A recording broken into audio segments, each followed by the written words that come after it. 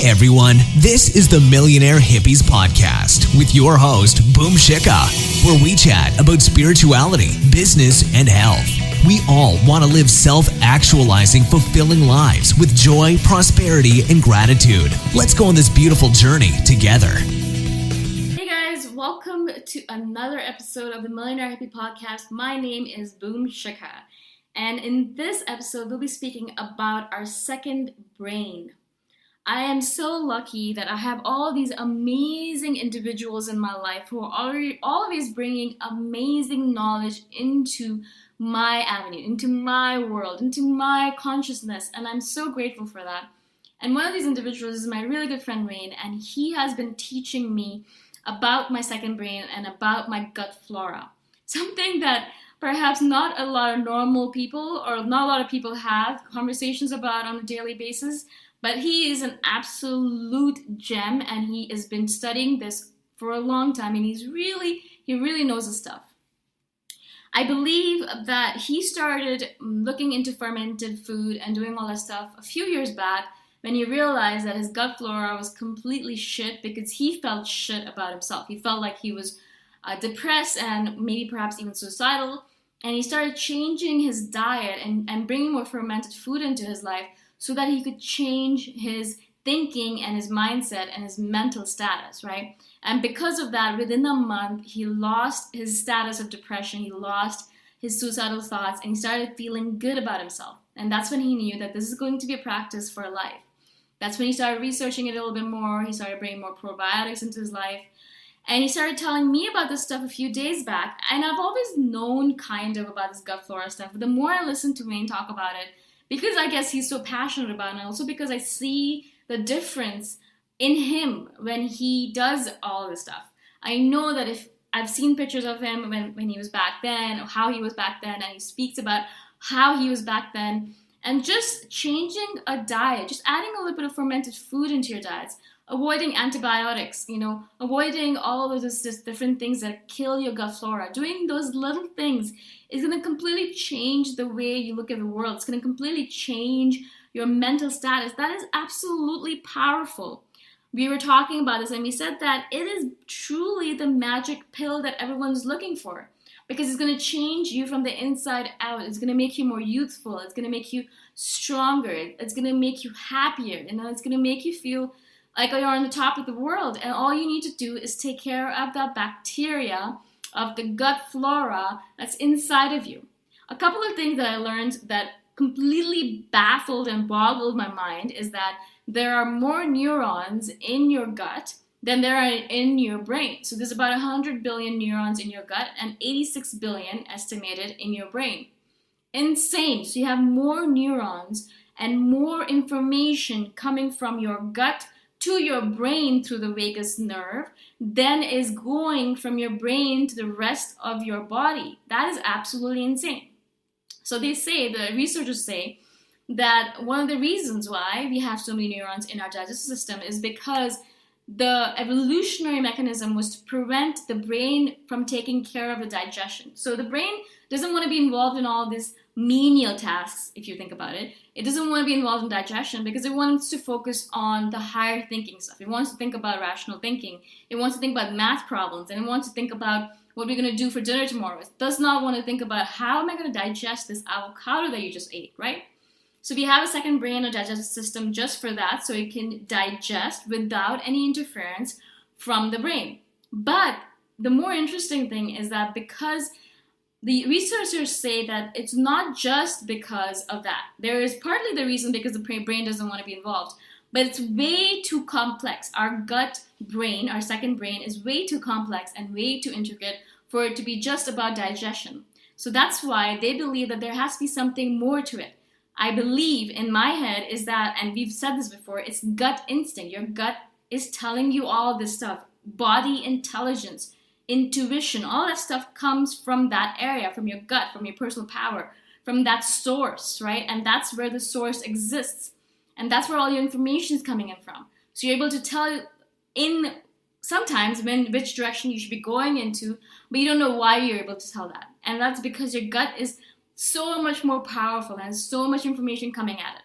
Also, your gut flora, which is basically all the bacteria that's in your gut, which helps either digest the food or helps, do all the other things that I don't even know what they do. But if they are happy and they are, able to be in that environment the way they want to be, then we are happy, right? And if they're not happy, if we're eating a lot of crap like sugar or gluten or dairy, then they're not happy. And if they're not happy, we're not happy.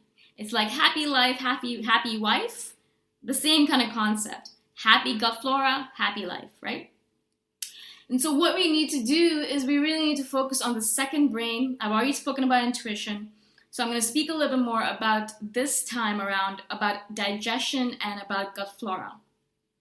It is our paramount duty to our gut flora to take care of them. I think of them as our ultimate being. Actually, if you think about it, the bacteria, the gut flora that occupies our gut actually takes up more, have more cells in them than are in our body. So they're actually the predominant the predominant being in our body. They're the predominant being. We're actually the host.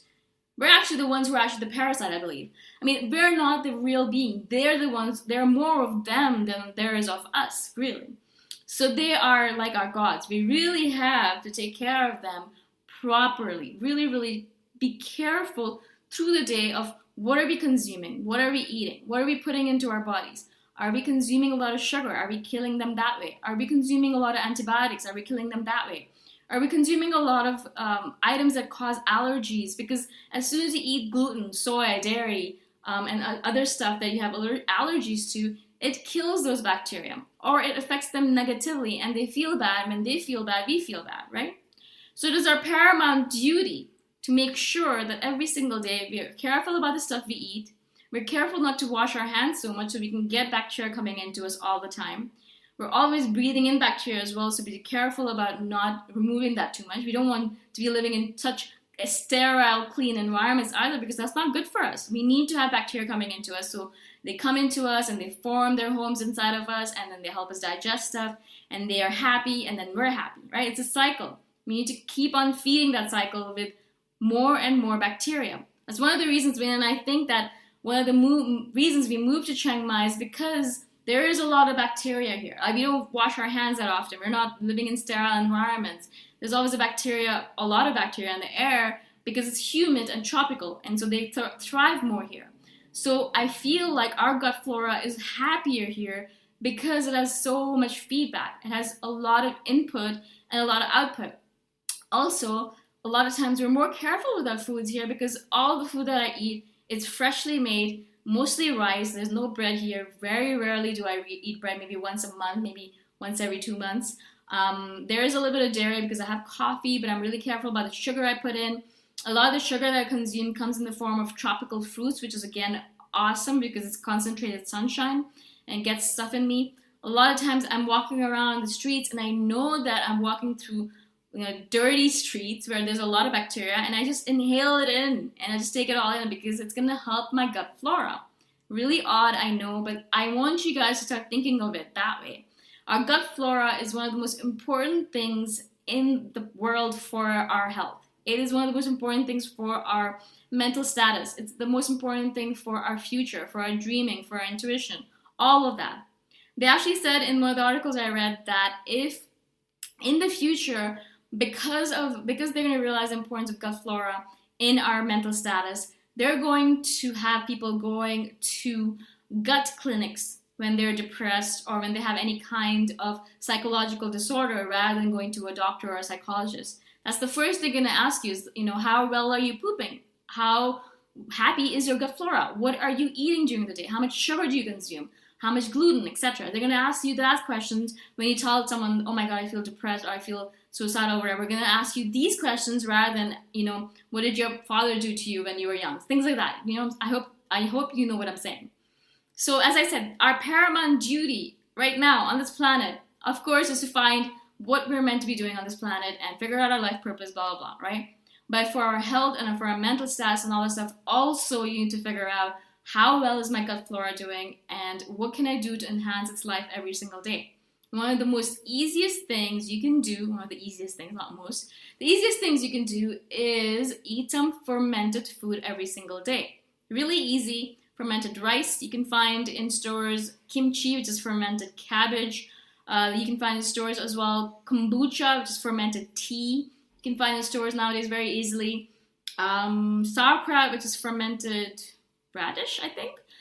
So there's lots of different foods that you can try, and you can eat that, 1 teaspoon or a tablespoon every single day to add new beautiful bacteria to your gut flora. Make sure you don't eat a lot of stuff that is bad for you in terms of sugar, dairy, soy, things like that. And just figure out what works for you. You'll figure it out slowly but surely. My gut flora loves this. My gut flora hates this. And then once you figure that out, you can continue feeding them good stuff they like, and not stuff that they hate that kills them. Because if they're dying, you're dying. I hope this makes sense to you guys. My name is Boom Shikha, and I'll talk to you guys in the next episode. You're more than welcome to check out my website, themillionairehippie.com, and please give me a 5-star rating on iTunes if you like this content. Talk to you guys the next time around. Bye for now.